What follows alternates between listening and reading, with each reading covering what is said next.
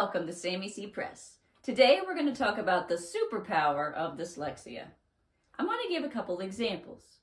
A not-so-little boy at the age of 14 was unable to read, yet he had a superpower.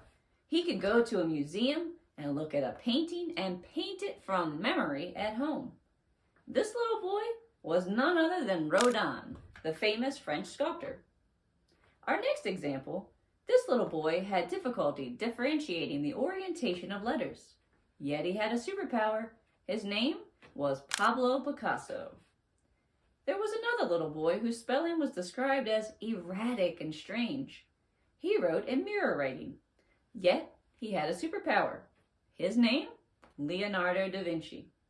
There was also a poet who made up words, did not use punctuation or capitalize words. He too had a superpower. His name was E. Cummings. There was a little boy who at school felt stupid and was even seen as stupid. He had trouble reading and had a hard time concentrating and had to work very hard to read from left to right because his eye would keep jumping to the bottom of the page. Yet this little boy had a superpower. His name?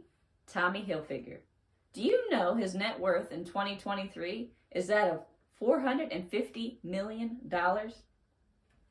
There's also a woman radiologist, I am so sorry, I'm going to do my best to pronounce her name, Burrell Benassaran. She was described as having an uncanny visual sense, and she revolutionized the diagnosis of fetal abnormalities like Down syndrome through the use of ultrasound technology. How about these names? Alexander Graham Bell, Albert Einstein, Wright brothers, Steve Jobs, Harrison Ford, Beethoven, Spielberg, Magic Johnson. All of these, along with many more, can attribute their success to dyslexia. Why do you think Walter Chrysler said this quote? Whenever there is a hard job to be done, I assign it to a lazy man. He is sure to find an easy way of doing it. Now who, my friends, are the ones who are called or considered lazy? Something to think about. Although there are some weak areas that will take patience and specialized training methods, these areas can be addressed, and those with dyslexia can learn to read, to write, and be successful. They will have to work harder than ones without these differences. Ones with learning differences have skills and strengths that others cannot learn even with specialized training. That is what makes these differences truly a gift. Although it doesn't feel like a gift when one has to work so very hard to read.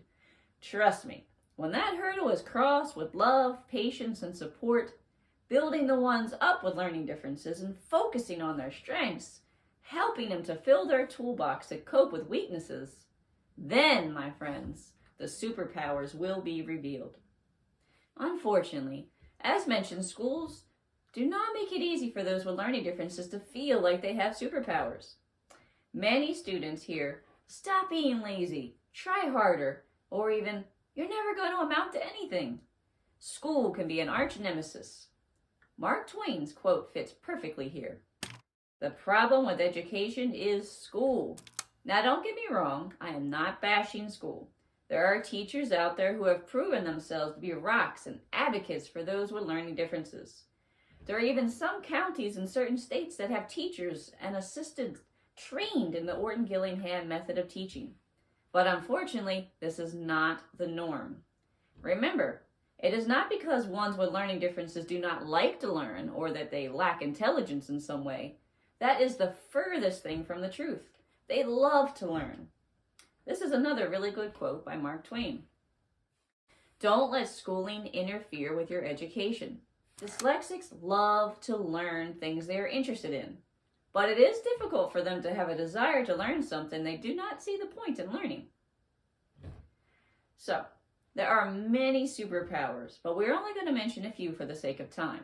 The first superpower we are going to talk about is spatial perception. Now imagine you and your friend are going to look at an empty lot. No matter how hard you look, all you see is a piece of grass. But your friend that has the superpower of spatial perception is able to literally see the 3D model of the structure in his or her mind and manipulate that structure so it fits perfectly on the lot. A superpower indeed. This spatial perception is useful in careers for architecture, fashion, design, engineering, art, and so much more. There are two examples of architects that were dyslexic. One is Lloyd's Building. The other is the Sydney's Opera House. And there are so many more. The next superpower we're going to mention is visual thinking. This is when one thinks in pictures. Research has shown that people with dyslexia tend to think in pictures rather than words, and they are highly skilled at remembering the pictures they have seen. Do you remember the example in the beginning of Rodin? The next superpower is big picture thinker. This enables dyslexics to focus on what's important without getting lost in the details. Another superpower is being incredibly empathetic. High levels of empathy. This can help the dyslexic to relate to people, to read the situation, and have a sense of understanding to what is happening. This is a very strong skill. Another superpower is problem solving, thinking outside the box. Dyslexics are fast problem solvers and can think laterally, sideways, providing unconventional methods in solving problems. So the next time you see a dyslexic daydreaming, remember, they might be solving the next big problem. The next superpower is interconnected reasoning, seeing the connection between things. Dyslexic children often find it easy to spot connections between objects, concepts, and points of view. They will excel in word association games like Taboo or Family Feud, being able to see from a different point of view. The dyslexic is able to make unique connections that no one has made before, which is essential in things like scientific research, engineering, etc. The next superpower we're going to talk about is imaginative, storytelling, creative and vivid, elaborate images. Have you ever heard the term rote memory? This is a learning technique where students repeat certain facts or figures until they're instilled in their memory bank. The concept behind the strategy is that students will be able to quickly recall the meaning of the material the more they repeat it. Some examples of rote memorization techniques include writing vocabulary words over and over again, doing spelling or mathematic drills, repeating state capitals. Rote memory is a dyslexic's arch nemesis. Dyslexics prefer to change abstract concepts into something meaningful for them, like stories or experiences. Also using stories to remember the past, describe the present, or imagine the future.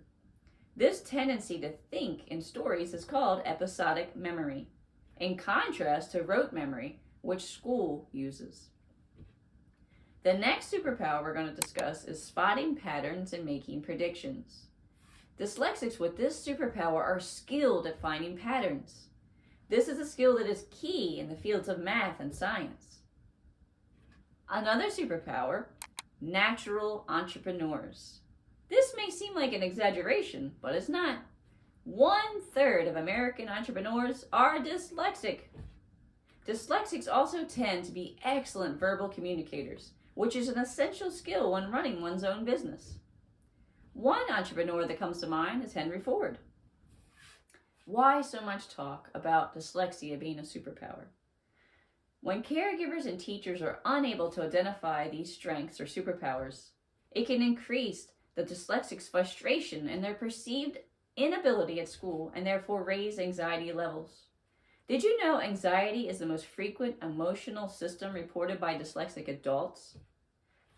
You think maybe the time in school, the frustration and confusion they felt, can attribute to that?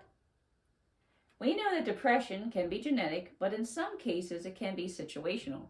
For example, did you know that dyslexics are at higher risk for intense feelings of sorrow and pain? You think maybe it has something to do with their low self-esteem from school. They're afraid to turn their anger towards their environment, so instead, they turn it on themselves. The result? Depression. Another very sad statistic is that a full 48% of people in jail are dyslexic. An estimated 70% of prison inmates cannot read above the 4th grade reading level. Do you know October is Dyslexic Awareness Month? And that is wonderful. But more is needed. Thousands of dyslexics every day are being ignored, bullied, or simply swept under the rug. So I beg of you, teachers, parents, let's do our part, not just once a month, but each and every day, helping ones with learning differences to see their strengths, their superpowers, build them up and support them. I'd like to end on this beautiful quote by Sir Richard Branson, a fellow dyslexic. If anyone ever puts you down for having dyslexia, don't believe them. Being dyslexic can actually be a big advantage, and it has certainly helped me. Don't let it hold you back. Use it in your favor. If you'd like to hear Sammy C. Press's story, check out the next video. Until next time.